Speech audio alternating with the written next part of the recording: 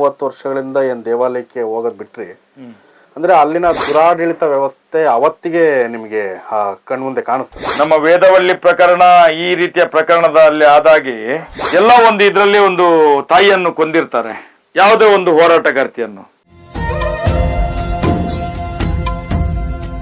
ಶಾರದಾ ಅಂತ ಹೇಳುವವಳು ಚಪ್ಪಲ್ ಬಿಸಾಡ್ತಾಳೆ, ಇವ್ರೇನ್ ಮಾಡ್ತಾರೆ, ತೆಗೆದು ಫೈರಿಂಗ್ ಮಾಡ್ತಾರೆ ಮೇಲೆ ಗುಂಡಿನ ಫೈರಿಂಗ್ ಮಾಡುವಾಗ ಅದು ಅವಳ ಎದೆ ಸೀಳ್ತದೆ. ಆ ಗಾಯತ್ರಿ ಅನ್ನುವಂತ ಹುಡುಗಿ ಸತ್ತೋಗ್ತಾಳೆ. ಅಲ್ಲಿಂದ ಒಂದು ರೀತಿಯ ನೋವನ್ನು, ಏನೋ ಇಲ್ಲಿ ಒಂದು ತರದ ದಬ್ಬಾಳಿಕೆ ಕಾಣ್ತಾ ಇದೆ. ಬರ್ಬೇಕಾದ್ರೆ ಅಣ್ಣಪ್ಪನಿಗೆ ಮಂಜುನಾಥನಿಗೆ ಪ್ರಾರ್ಥನೆ ಮಾಡಿದ್ರು, ಅಣ್ಣಪ್ಪ ಈ ದರ್ಪಗಳನ್ನೆಲ್ಲ ನಿಲ್ಲಿಸುವಂತ ಒಂದು ಕೆಲಸ ನನಗೆ ಕೊಟ್ಟೇ ಕೊಡ್ಬೇಕು ನೀನು ಅಂತೇಳಿ. ಇವತ್ತು ಅದು ಬದಲಾಗಿದೆ. ಇವತ್ತು ಬನ್ನಿ ನಮ್ಮನ್ನು ರಕ್ಷಣೆ ಮಾಡಿ ಅನ್ನೋ ತನಕ ಮುಟ್ಟಿದೆ. ಇದು ಸಂತೋಷ ನಮಗೆ. ಹೆಣ್ಮಕ್ಳಿಗೆ ಆಗಿರೋ ಶೋಷಣೆ ವಿರುದ್ಧ ಧ್ವನಿ ಎತ್ತಿದ್ರೆ ಹೆಣ ಬೀಳುತ್ತೆ, ಬಿದ್ದೆ ಬೀಳುತ್ತೆ. ಬಿದ್ದೆ ಬೀಳುತ್ತೆ. ಏನು ಸೌಜನ್ಯಳ ಮನೆಯವರು ನಾವು ಸಪೋರ್ಟಿವ್ ಆಗಿ ನಿಂತಿದ್ದೇವೆ, ನಾವು ಅದಕ್ಕೆ ಬೇಕಾದ ಕಾನೂನಿನ ಎಲ್ಲಾ ರೀತಿಯ ಕದಗಳನ್ನು ತಟ್ಟಿ ಅದಕ್ಕೆ ಬೇಕಾದಂತ ವ್ಯವಸ್ಥೆಗಳನ್ನು ಮಾಡಿಕೊಂಡಿಟ್ಟಿದ್ದೇವೆ. 25-30 ವರ್ಷಗಳಿಂದ ಏನು ದೇವಾಲಯಕ್ಕೆ ಹೋಗೋದು ಬಿಟ್ರಿ, ಅಂದ್ರೆ ಅಲ್ಲಿನ ದುರಾಡಳಿತ ವ್ಯವಸ್ಥೆ ಅವತ್ತಿಗೆ ನಿಮಗೆ ಕಣ್ಮುಂದೆ ಕಾಣಿಸ್ತದೆ ಸರ್? ಇಲ್ಲ, 25-30 ವರ್ಷ ಅಲ್ಲ, ನನಗೆ ಸಾಧಾರಣ ಗಾಯತ್ರಿ ಅನ್ನುವಂತ ಒಂದು ಹುಡುಗಿಯ ಮೇಲೆ ಒಂದು ಫೈರಿಂಗ್ ಆಗ್ತದೆ. ಯಾವಾಗಿರ್ಬೋದು ಸರ್? ನನಗೆ ಅದು ಸಾಧಾರಣ ನೆನಪಿಲ್ಲ ಸರ್. ಅದು ನಾನದು ಬೊಂಬೈಯಲ್ಲಿರುವಂತ ಸಂದರ್ಭದಲ್ಲಿ ಆಗಿರುವಂತ ಘಟನೆ ಅದು. ನಾವು ಆ ಹೊತ್ತಿನಲ್ಲಿ ಇಲ್ಲಿಗೆ ಯಾಕೋ ಬಂದಿದ್ದೇವೆ ಊರಿಗೆ, ಆ ಹೊತ್ತಿನಲ್ಲಿ ಆದ ಘಟನೆ. ಅದರ ಪೂರ್ತಿ ಮಾಹಿತಿ ಇನ್ನಿದೆ. ಯಾವುದೋ ಒಂದು ಘಟನೆಯಲ್ಲಿ ಯಾವುದೋ ಒಂದು ಹುಡುಗಿಯ ತಾಯಿಯನ್ನು ಇದೇ ರೀತಿ ನಮ್ಮ ವೇದವಳ್ಳಿ ಪ್ರಕರಣ ಈ ರೀತಿಯ ಪ್ರಕರಣದಲ್ಲಿ ಆದಾಗಿ ಎಲ್ಲ ಒಂದು ಇದರಲ್ಲಿ ಒಂದು ತಾಯಿಯನ್ನು ಕೊಂದಿರ್ತಾರೆ, ಯಾವುದೇ ಒಂದು ಹೋರಾಟಗಾರ್ತಿಯನ್ನು. ಅವಳ ಮಗಳು ಬೆಂಗಳೂರಲ್ಲಿ ವಿದ್ಯಾಭ್ಯಾಸಕ್ಕಿರ್ತಾಳೆ. ಆಗ ಅವಳು ತಾಯಿಯ ಕೊಲೆ ಮಾಡಿದ್ದನ್ನು, ಜೈಲಿನ ಒಳಗೆ ಏನೋ ಕೊಲೆ ಮಾಡುದು ಅದನ್ನು, ಆ ತಾಯಿಯನ್ನು, ಆ ಹುಡುಗಿಯ ತಾಯಿಯನ್ನು. ಆ ಹುಡುಗಿ ಕಾಲೇಜಿ ಸ್ಟೂಡೆಂಟ್ ಆದಾಗ ಅವಳು ತಾಯಿಯ ರಿವೆಂಜಿಗೋಸ್ಕರ ಒಂದು ಹೋರಾಟವನ್ನು ಪ್ರಾರಂಭ ಮಾಡ್ತಾಳೆ. ನನ್ನ ತಾಯಿಗೆ ನ್ಯಾಯ ಸಿಗಿಸೇ ಕೊಡ್ಬೇಕು ಅಂತ ಹೆಣ್ಮಕ್ಕಳು. ಆ ಕಿಚ್ಚು ಎಲ್ಲಿ ತನಕ ಆಗ್ತದೆ ಅಂತ ಹೇಳಿದ್ರೆ ನಮ್ಮ ದಕ್ಷಿಣ ಕನ್ನಡ ಜಿಲ್ಲೆಯಲ್ಲೂ ಕೂಡ ಕಾಲೇಜು ಹುಡುಗಿಯರೆಲ್ಲ ಪ್ರತಿಭಟನೆ ಮಾಡ್ಲಿಕ್ಕೆ ಶುರು ಮಾಡಿದ್ರು. ಜಿಲ್ಲೆಯಾದ್ಯಂತ, ಇಡೀ ರಾಜ್ಯಾದ್ಯಂತ, ಜಿಲ್ಲೆ ಅಲ್ಲ ಇಡೀ ರಾಜ್ಯಾದ್ಯಂತ ಅದು ಆಗಿತ್ತು. ಆ ಹೊತ್ತಿನಲ್ಲಿ ಇಲ್ಲಿ ಕೂಡ ಒಂದು ತಾಯಿ ಬಿಲ್ಡಿಂಗ್ನ ಮೇಲೆ ನಿಂತು ಅವರ ಪೊಲೀಸರು ಈಗಲೂ ಕೂಡ ಅವರ ಇನ್ಸ್ಪೆಕ್ಟರ್ ಅವರು ಪಿಕ್ಚರ್ ಸ್ಟೈಲಲ್ಲಿ ಇದ್ರಾಗ ಅವ್ರ ಹೆಸರು ಹಾಗೇ ಇತ್ತು. ನಾನು ನೋಡಿದ್ದೇನೆ, ಸಣ್ಣವನಿದ್ದಾಗ ನೋಡಿದ್ದೇನೆ ಅವರನ್ನು. ಅವ್ರು ಫೈರಿಂಗ್ ಮಾಡ್ತಾರೆ, ಅವ್ರ ಮೇಲೆ ಚಪ್ಪಲ್ ಬಿಸಾಡ್ತಾಳೆ ಒಂದು ಹುಡುಗಿ. ಶಾರದಾ ಅಂತ ಹೇಳುವವಳು ಚಪ್ಪಲ್ ಬಿಸಾಡ್ತಾಳೆ, ಇವ್ರೇನ್ ಮಾಡ್ತಾರೆ, ತೆಗೆದು ಫೈರಿಂಗ್ ಮಾಡ್ತಾರೆ ಮೇಲೆ ಗುಂಡಿನ ಫೈರಿಂಗ್ ಮಾಡುವಾಗ ಅದು ಅವಳ ಎದೆ ಸೀಳ್ತದೆ. ಆ ಗಾಯತ್ರಿ ಅನ್ನುವಂತ ಹುಡುಗಿ ಸತ್ತೋಗ್ತಾಳೆ. ಆ ಕಾಲೇಜು ಎದುರುಗಡೆ ಒಂದು ಬಸ್ ಸ್ಟ್ಯಾಂಡ್ ಇದೆ ನೋಡಿ, ಅದರಲ್ಲಿ ಆ ಹುಡುಗಿಯ ಫೋಟೋ ಇರಬೇಕು ಈಗಲೂ ಕೂಡ. 1986 ಆ ಟೈಮಲ್ಲಿ ಈಗಲೂ ಫೋಟೋ ಇದೆ. ಗಾಯತ್ರಿ ಬಸ್ ಸ್ಟ್ಯಾಂಡ್ ಅಂತಲೇ ಅದ್ರ ಹೆಸರಿತ್ತು. ಕಾಲೇಜ್ ಎದುರುಗಡೆ ಒಂದು ಬಿಲ್ಡಿಂಗ್, ಇದು ಮೇಲೆ ಗ್ರೌಂಡ್ ಇದೆ ನೋಡಿ, ಅದರ ಪಕ್ಕ ರೋಡಿನ ಸೈಡ್ಗೆನೆ ಒಂದು ಇದಿದೆ ಬಸ್ ಸ್ಟ್ಯಾಂಡ್. ಆ ಬಸ್ ಸ್ಟ್ಯಾಂಡ್ ಆ ಹುಡುಗಿ ಹೆಸರಲ್ಲಿ ಕಟ್ಟಿರುವಂತದ್ದು. ಅಲ್ಲಿಂದ ನಾನು ಈ ದೌರ್ಜನ್ಯಗಳನ್ನು ನೋಡ್ತಾನೆ ಬರ್ತಾ ಇದ್ದೇನೆ. ಆಗ್ಲೂ ಕೂಡ ಕಾಲೇಜ್ ಮಕ್ಕಳೆಲ್ಲ ಹೋರಾಟಕ್ಕೆ ಇಳಿದ್ರು. ಆಗ ಕೂಡ ಇಲ್ಲಿ ತುಂಬಾ ಹ್ಯಾರಸ್ಮೆಂಟ್ ಅಂತ ಹೇಳಿದ್ರೆ ಎಲ್ಲರನ್ನು ಕಾಲೇಜಿಂದ ಕಳಿಸೋದು, ಕೆಳಗಡೆ ದನ ಕಟ್ಟೋದು, ಮೇಲ್ಗಡೆ ಬೈಯುಲ್ ಹಾಕೋದು, ಬೈಯುಲ್ ಹಾಕೋದು ಅಂತ ಹೇಳಿ ಎಲ್ಲ ಹಬ್ಬಿಸಿ ಅಷ್ಟು ದಾದಾಗಿರಿ ಆಗ್ಲೇ ಇದಾಗ್ಲೇ ಎಲ್ಲ ಇದು ನಡೀತಾ ಇತ್ತು ಅಲ್ಲಿ. 80 ಚಿಲ್ಲರೆ, 80-85 ದಶಕ, 90 ಆಸ್ಪಾಸ್ ಎಲ್ಲ ಇತ್ತು ಅದು. ಈಗಲಿದೆ ಅದು. ಆ ಬಸ್ ಸ್ಟ್ಯಾಂಡ್ ಅಲ್ಲಿ ನೋಡಿದ್ರೆ ನಿಮ್ಗೆ ಡೇಟ್ ಸಿಗ್ಬೋದು ಅದು, ಅವಳ ಜನನ ಮತ್ತು ಮರಣ. ಸಿಗ್ಬೋದು, ಗಾಯತ್ರಿ ಅಂತ ಹೇಳಿ. ಅಲ್ಲಿಂದ ಒಂದು ರೀತಿಯ ನೋವನ್ನು, ಏನೋ ಇಲ್ಲಿ ಒಂದು ಥರದ ದಬ್ಬಾಳಿಕೆ ಕಾಣ್ತಾ ಇತ್ತು, ಕಣ್ಣು ಮುಂದೆ ಕಾಣ್ತಿತ್ತು. ಅಲ್ಲಿಂದ ತುಂಬಾ ಮಂದಿಯನ್ನು ಕಾಲೇಜ್ ತೆಗೆಯುವುದು, ಅವರು ಇವರು ಈಗಲೂ ಇದ್ದಾರೆ, ತುಂಬಾ ಮಂದಿ ಇದ್ದಾರೆ ಬಿಡಿ. ಆಗ ಎಲ್ಲ ಪೆಟ್ಟು ತಿಂದವರು ಇದ್ದಾರೆ. ಇವರುಗಳಿಂದಲೇ ತುಂಬಾ ಮಂದಿ ಕಾಲೇಜ್ ಬಿಟ್ಟು ಹೋಗಿದ್ದದ್ದು ಇದೆ, ಕೆಲವರು ಏನೇನೋ ಆಗಿದೆ. ಆಗ ಅಲ್ಲಿಂದ ನಾನು ಒಂದು ರೀತಿಯಲ್ಲಿ ದಬ್ಬಾಳಿಕೆಯನ್ನು ನೋಡ್ಕೊಂಡೇ ಬಂದವನು.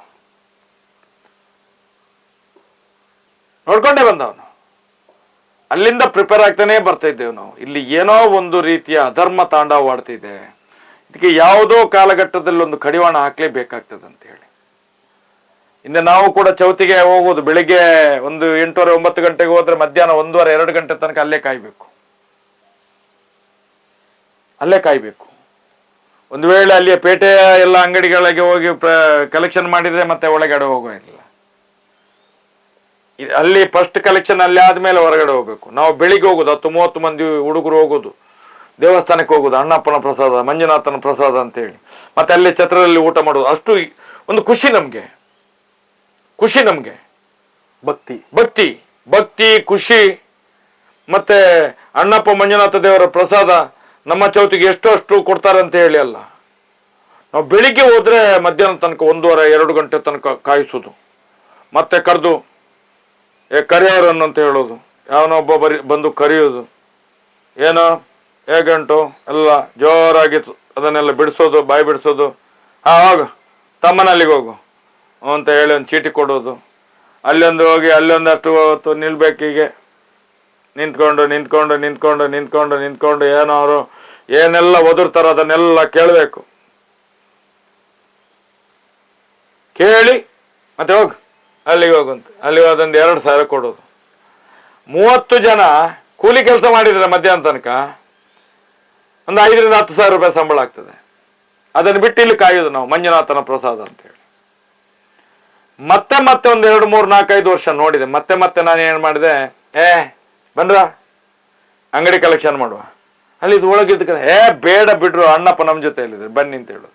ಬರ್ಬೇಕಾದ್ರೆ ಅಣ್ಣಪ್ಪನಿಗೆ ಮಂಜುನಾಥನಿಗೆ ಪ್ರಾರ್ಥನೆ ಮಾಡಿದ್ರು, ಅಣ್ಣಪ್ಪ ಈ ದರ್ಪಗಳನ್ನೆಲ್ಲ ನಿಲ್ಲಿಸುವಂತ ಒಂದು ಕೆಲಸ ನನಗೆ ಕೊಟ್ಟೇ ಕೊಡ್ಬೇಕು ನೀನು ಅಂತ ಹೇಳಿ ಕೈ ಮುಗ್ದೆ ಬರುವುದಲ್ಲಿ ಪ್ರತಿ ವರ್ಷ. ದರ್ಪವೇ ಬಹಳ ಸಂಘಟನೆ, ನಿಂದು ಬಹಳ ಚೌತಿ ಮಾಡ್ತೀಯ ನೀನು, ಅವರನ್ನು ನೋಡಿಸು ಇವರನ್ನು ನೋಡಿಸು ಇದೆ. ಇವತ್ತು ಅದು ಬದಲಾಗಿದೆ.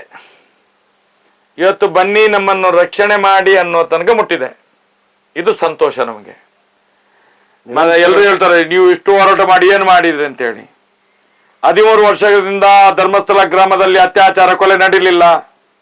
ಇದು ಸೌಜನ್ಯ ಹೋರಾಟಗಾರರಿಗೆ ಸಂದಂತ ಜಯ, ಸಂತೋಷ ನಮಗೆ. ಇದು ಅಣ್ಣಪ್ಪ ಮಂಜುನಾಥ ದೇವರ ಶಕ್ತಿ. ಮಹೇಶ್ ಶೆಟ್ಟಿ ಅವರ ಆಕ್ರೋಶ ಯಾರ ಮೇಲೆ ಸರ್? ನನಗೆ ಆಕ್ರೋಶ ಜಾಸ್ತಿ ಅಂತ ಹೇಳಿದ್ರೆ, ಹಿಂದೂಗಳು ಇನ್ನೂ ಕೂಡ ಏಡಿಗಳಾಗಿದ್ದೆವು, ಹಿಂದೂಗಳ ಮೇಲೆ ಆಕ್ರೋಶ ಇದೆ ನನಗೆ. ಆಕ್ರೋಶ ಅಂದ್ರೆ ನಮ್ಮ ತನವನ್ನು ನಾವು ಉಳಿಸ್ಕೊಳ್ಳಿಲ್ಲಲ್ಲ, ಬೇಜಾರಾಗೋದಿಲ್ವ? ನಾವು ಎಷ್ಟೋ ಹಿಂದೂ ಸಂಘಟನೆಗಳಲ್ಲಿ ಎಷ್ಟೋ ಹಿಂದೂ ಹುಡುಗಿಯರನ್ನು ರಿಸ್ಕಿ ಆಪರೇಷನ್ ಮಾಡಿ ಕರ್ಕೊಂಡು ಬಂದವರು ವಾಪಸ್. ಮತಾಂತರದಿಂದ ಎಷ್ಟೋ ಹೆಣ್ಮಕ್ಳನ್ನು, ಎಷ್ಟೋ ಮನೆಗಳನ್ನು ವಾಪಸ್ ತಂದವರು ನಾವು. ಒಂದೊಂದು ದಿವಸ 24 ಮನೆಗಳನ್ನು ಪೂಜೆ ಮಾಡಿಸಿ ಒಡೆದಂತ ಕಟ್ಟೆಗಳನ್ನೆಲ್ಲ ಪುನಃ ಜೋಡಿಸಿ ತುಳಸಿ ಕಟ್ಟೆಗಳನ್ನಿಟ್ಟು ವಾಪಸ್ ಮರಳಿ ಮಾತ್ರ ಧರ್ಮಕ್ಕೆ ತಂದವರು ನಾವು. ನಮ್ಮದೇ ಆದ ನ್ಯಾಯಪೀಠ ಧರ್ಮಪೀಠದ ಮಂಜುನಾಥ ದೇವರು ನಮ್ಮದೇ ಅಲ್ಲ ಅಂತ ಹೇಳುವಾಗ್ಲೂ ಕೂಡ ಹಿಂದೂಗಳಿಗೆ ಎಚ್ಚರಿಕೆ ಆಗುವುದಿಲ್ಲಲ್ಲ,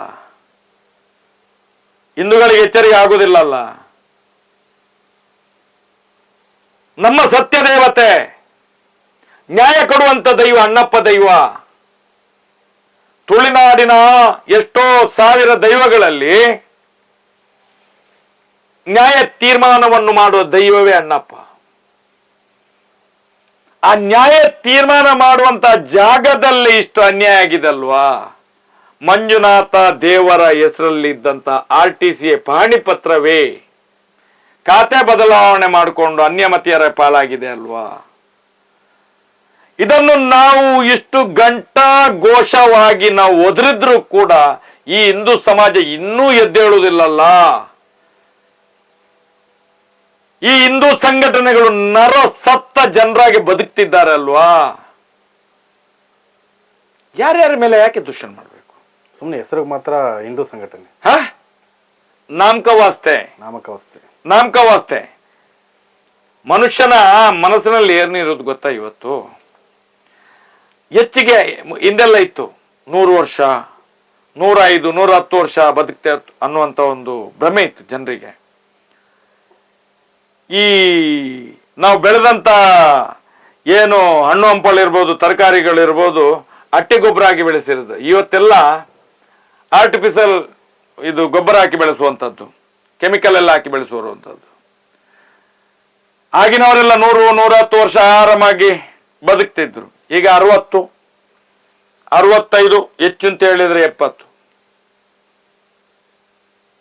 ಈಗಂತೂ ಕೊರೋನಾ ಬಂದ ಮೇಲಂತೂ ಆ ವ್ಯಾಕ್ಸಿನ್ ಯಾವಾಗ ತಗೊಂಡ್ರು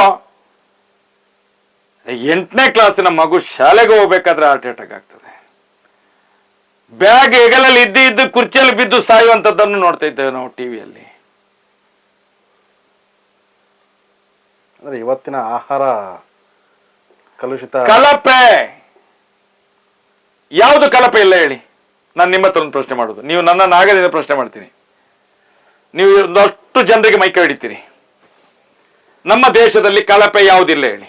ಎಲ್ಲಾದ್ರಲ್ಲೂ ಕಳಪೆ ಇದೆ ಸರ್. ಒಂದಾದ್ರೂ ಉಂಟಾ? ಬಾಕಿ ಯಾವ್ದಾದ್ರು ಕಳಪೆ ಇಲ್ಲದ ವಸ್ತು ಹೇಳಿ ನೀವು. ಸದ್ಯಕ್ಕೆ ಇವಾಗ ಯಾವ್ದು ಕಾಣಿಸ್ತಾ ಇಲ್ಲ. ಅದೇ ಆಗಿರುವಂತದ್ದು. ಯಾಕೆ ಹೇಳಿ? ಕೆಮಿಕಲ್ ಮಿಶ್ರಣ. ಇದನ್ನೇ ತಿಂದು ತಿಂದು ತಿಂದು ತಿಂದು ತಿಂದು ತಿಂದು ತಿಂದು ತಿಂದು ತಿಂದು ನಮ್ಮ ಬುದ್ಧಿ ಕೂಡ ಕಳಪೆ ಆಗಿಬಿಟ್ಟಿದೆ. ಅದನ್ನು ತಿಂದು ತಿಂದು ತಿಂದು ಈ ಕಳಪೆಗಳನ್ನು ತಿಂದು ತಿಂದು ನಾಳೆಗಳಲ್ಲಿ ಏನು ಒಂದು ಮಂತ್ರ ಘೋಷ ಮಾಡ್ತೇವೆ, ಅದು ಕೂಡ ಕಳಪೆ ಬರುವುದು. ಇವತ್ತು ದೇವರಿಗೂ ಕೂಡ ನೆಮ್ಮದಿ ಇಲ್ಲ, ದೇವರ ನಾಮ ಇಲ್ಲ, ಇಲ್ಲವೇ ಇಲ್ಲ.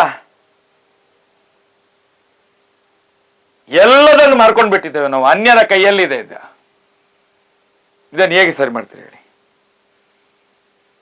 ಆಯ್ತು, ನಮ್ಮ ನ್ಯಾಯಪೀಠವೇ ಧರ್ಮಪೀಠವೇ ಇವತ್ತು ಕಳಪೆಯಾಗಿ ಯಾರ್ಯಾರ ಕೈಯಲ್ಲಿದೆ ಅಲ್ಲ, ಅದು ಕಳಪೆ ಆಗಿಬಿಟ್ಟಿದೆ ಅಂತ ಹೇಳ್ಬೇಕಷ್ಟೇ. ಇಲ್ಲ ಅದು ಅನ್ಯರ ಕೈಗೆ ಹೋಗುದು ಹೇಗೆ? ಅಂದ್ರೆ ಕಾನೂನಿನ ವ್ಯವಸ್ಥೆನೂ ನೀವು ಒಪ್ಪಲ್ಲ. ಒಪ್ಪುವುದು ಜನರಿಗೋಸ್ಕರ ಒಪ್ಪಬೇಕು. ನಾನು ಒಪ್ಪುವಂಥದ್ದು ಪ್ರಶ್ನೆ ಇಲ್ಲ. ಯಾಕೆ ಹೇಳಿ? ನೀವು ಹೇಳಿ, ಒಪ್ಪಬೇಕಾ? ಯಾವ ಕಾರಣಕ್ಕೆ ಒಪ್ಪಬೇಕು ಅಂತ ನೀವು ಹೇಳ್ಬೇಕು ನನಗೆ. ಕಾನೂನಿನ ವ್ಯವಸ್ಥೆ ಸರಿಯಾಗಿದ್ದಿದ್ದೆ ಆದಲ್ಲಿ ಒಪ್ಪುವುದಾಗಿತ್ತು. ಖಂಡಿತ, 100ಕ್ಕೂ 100. ಅದು ನನ್ನ ದೇಶದ ಕಾನೂನು. ಕಾನೂನು ವ್ಯವಸ್ಥೆ ಹದಗೆಟ್ಟಿದೆ. ಸರಿ ಇದೆಯಾ ಕಾನೂನು ವ್ಯವಸ್ಥೆ? ನಿಮ್ಗೆ 1000 ಉದಾಹರಣೆ ಬೇಡ, ಬರೀ ಸೌಜನ್ಯ. ಒಂದು ಕೇಸಲ್ಲಿ ನೀವು ಕಾನೂನು 1% ಆ ಮಗುವಿಗೆ ನ್ಯಾಯ ಕೊಟ್ಟಿದೆ ಅಂತ ಎಲ್ಲಿಯಾದ್ರೂ ಒಂದು ಬೊಟ್ಟು ಮಾಡಿ ತೋರಿಸಿ. ನೀವು ಸರಿಯಾದ ರೀತಿಯಲ್ಲಿ ತನಿಖೆ ನಡೆಸಿದೆ ಆದಲ್ಲಿ ನಿಮ್ಮಂತವರ ಪಾದಕ್ಕೆ ಬೀಳ್ತೇವೆ ನಾವು. ನೀವು ತೋರಿಸಿ ಸರ್. ಸರಿಯಾದ ರೀತಿಯಲ್ಲಿ ತನಿಖೆ ನಡೆದಿದೆ ಆದಲ್ಲಿ ಇಷ್ಟು ದಿನ ಬೇಕಾಗಿರ್ಲಿಲ್ಲ. ಯಾಕೆ ಸರ್? ಕಣ್ಣಿಗೆ ಕಾಣುವ ಸತ್ಯವನ್ನು ಅಪರಾಧಿ ಯಾರೇ ಆದ್ರೂ ಅಪರಾಧಿನೇ, ಅದು ಯಾರಾದ್ರೂ ಆಗಿ. ಯಾಕೆಲ್ಲ ಈಗ ಯಾಕಿಲ್ಲ? ನಮ್ಮ ಹೋರಾಟದಲ್ಲಿ ಯಾಕಿಲ್ಲ? ಕಾನೂನಿನ ವ್ಯವಸ್ಥೆನೂ ಕೂಡ ಅವರ ಕಾಲ್ ತುಳಿತಕ್ಕೆ ಸಿಲ್ಕೊಂಡಿದೆ ಅಂತ ಹೇಳಿ ಅದು ಜನಗಳು ಹೇಳ್ಬೇಕು. ಮುಂದಿನ ದಿನಗಳಲ್ಲಿ ಜನಗಳೇ ಅದಕ್ಕೆ ಉತ್ತರ ಕೊಡ್ತಾರೆ, ನಾವು ಹೇಳುವುದಲ್ಲ. ನಾವು ಎಷ್ಟು ಇವತ್ತು ಕಾನೂನಿನ ಕುಣಿಕೆಯಲ್ಲಿ ನಮ್ಮ ಕುತ್ತಿಗೆಯಾಗಿ ಇಟ್ಟಿದ್ದಾರೆ ಗೊತ್ತಾ? ಒಂದು ಮಾತಾಡ್ಬೇಕಾದ್ರೂ ಕೂಡ ಆ ಕಡೆ ನೋಡ್ಬೇಕು. ಒಂದು ಮಾತಾಡ್ಬೇಕಾದ್ರೆ